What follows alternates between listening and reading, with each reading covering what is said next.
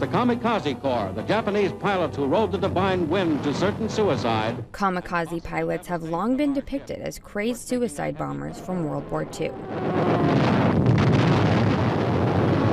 But for many former Japanese pilots and their families, their memories offer a different portrait of patriotism, selflessness, and necessity.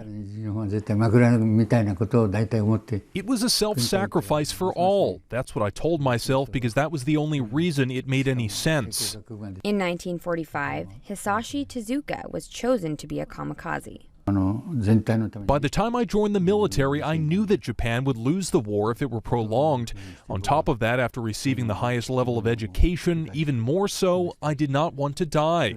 I gave up because we were not given a choice and had to follow the orders. As the 23-year-old was preparing for his trip, Emperor Hirohito announced Japan's surrender.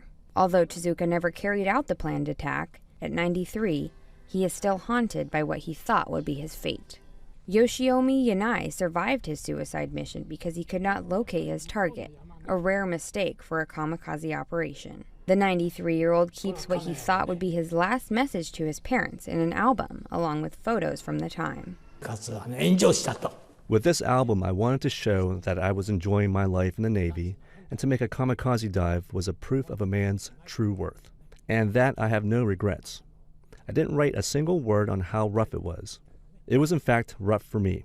After losing his best friend on his mission, Yanai felt it was the right thing to do to visit the man's family. His mother put her hand on my shoulder and said, "It's a good thing you came back alive." After hearing this from her, it has become extremely agonizing for me to meet the bereaved families. For her, she had lost her son, and I came back alive. At 93, Yanai says it is his duty until the day he dies to tell the stories of his fellow kamikaze. Krista Fourier, Associated Press.